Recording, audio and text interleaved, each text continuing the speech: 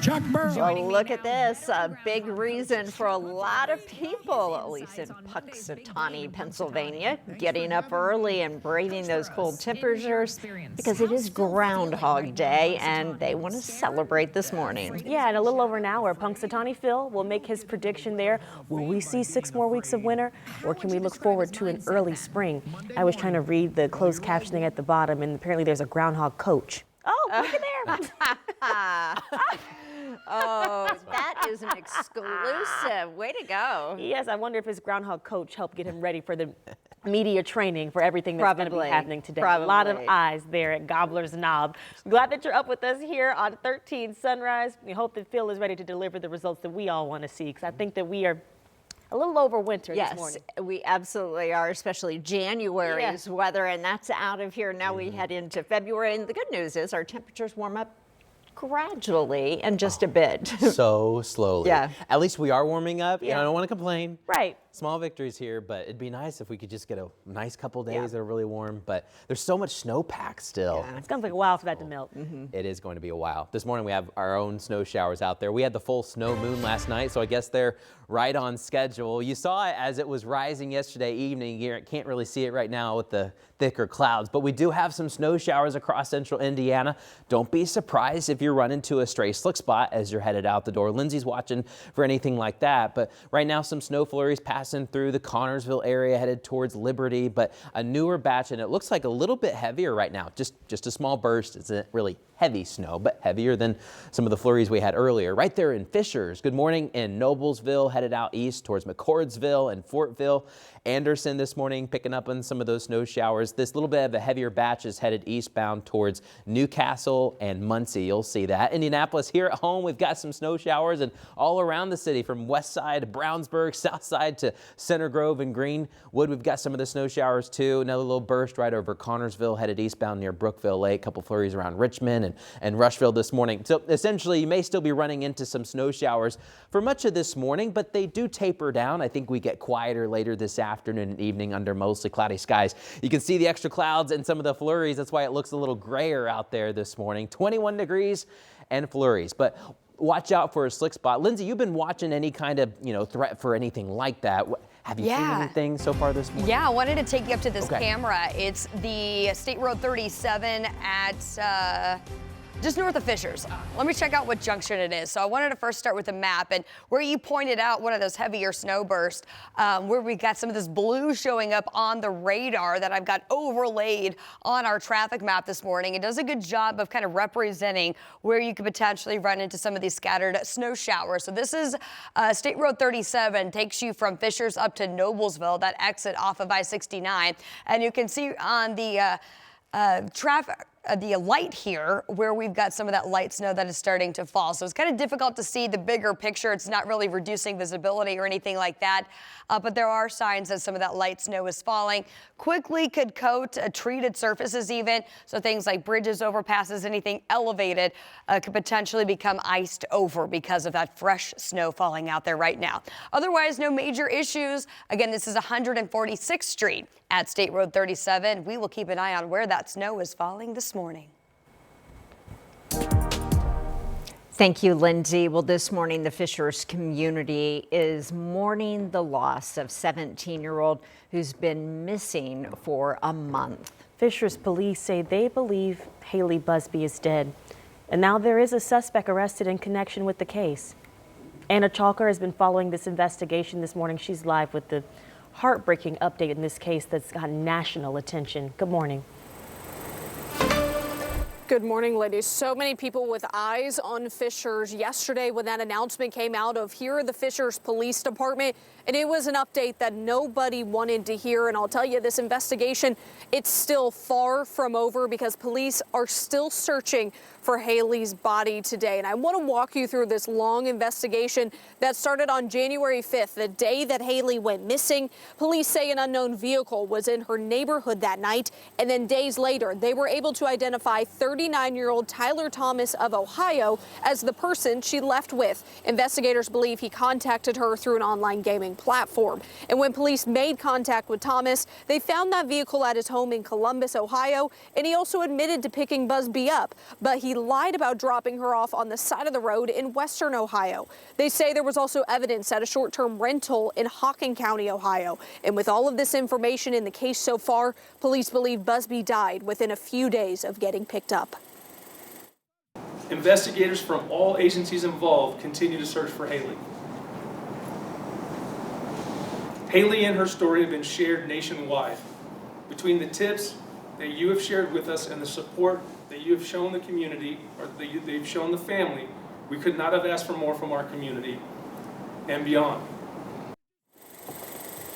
Now, it is important to note that Thomas has not been charged in Busby's murder, and in the arresting PC out of Ohio, Thomas had material of Busby on his phone, which he ended up deleting, and he is facing federal charges this morning of tampering with evidence and pandering sexually oriented matter involving a minor. He will be going to court in just a few hours at 9 o'clock in Franklin County, Ohio. Now, after this announcement came out, Busby's father, Bo, made a post on social media remembering the girl she was, but also asking for change at the state level, hoping to create a new law called Haley's Law. So coming up, we'll go into more of what that could look like, what they're asking for, and also the petition where thousands of people have joined support of this. Thank you, Anna. And Haley attended Hamilton Southeastern High School.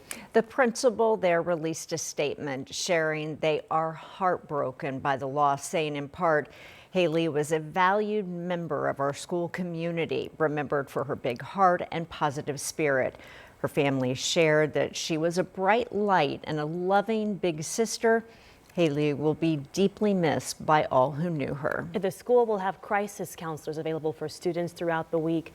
They'll also have resources for families, too. Well, a nonprofit called Silver Lining of Hope has been helping the Busby family since Haley disappeared, creating things like flyers and Facebook groups, hoping, though, for a different outcome. And now they're also pushing for mandatory training in schools for kids and teens about child predators and grooming online. We're not talking enough about the dangers of the predators that every child has on their phones. You know, it's like a lot of parents give their children phones to be safe, not knowing that they have hundreds of predators at any time, you know, trying to contact their child. The nonprofit is also asking for people to pray for the family as they deal with this devastating loss. Again, the suspect in this case is due in court this morning.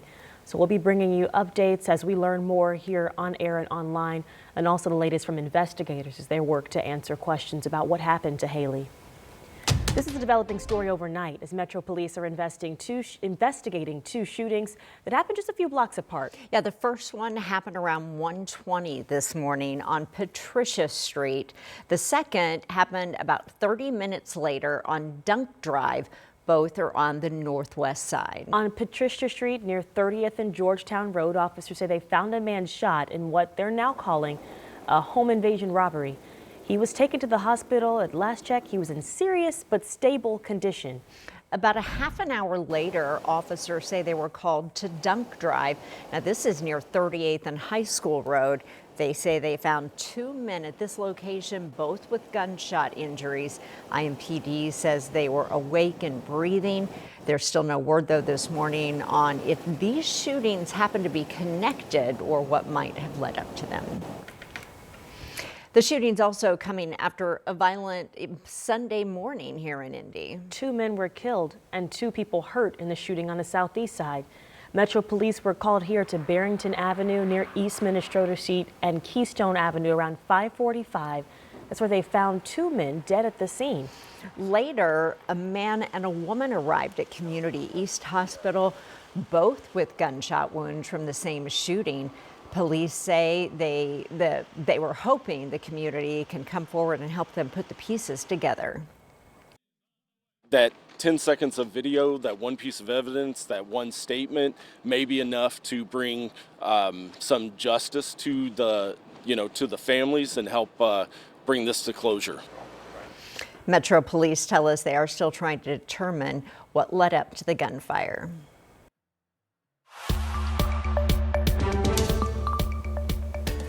In the courtroom today, a 19-year-old will be sentenced for her role in a deadly drive-by shooting that targeted the wrong house. Savannah Allen was just 16 when she was a part of a shooting that killed Adam Hart. Last year, she agreed to plead guilty to assisting a criminal. Tyler Gibson, who also reached a plea agreement, will be sentenced for his role in that shooting on Wednesday. Joaquin Harmon Segura was found guilty of murder in a bench trial last month in the same case. His sentencing is February 17th. Well, right now, a boil water advisory has been issued for the town of Speedway. So if you're getting ready to make that coffee or morning drink, the Facebook post from Speedway says there are several water main breaks that happened last night while you were sleeping. So the advisory was issued town-wide. So residents should boil all tap water for at least 1 minute before using it for drinking, cooking, even brushing your teeth and washing food. You're told to use bottled water if you have any on hand. This is in place until further notice. You may also notice low pressure or outages while repairs continue. A 2-year closure is on its way for one of the nation's iconic cultural sites. What we know about the project that's shutting down the Kennedy Center. And we're days away from the opening ceremonies for the 2026 Winter Olympics. We gotta look at the final touches still happening before the games can kick off.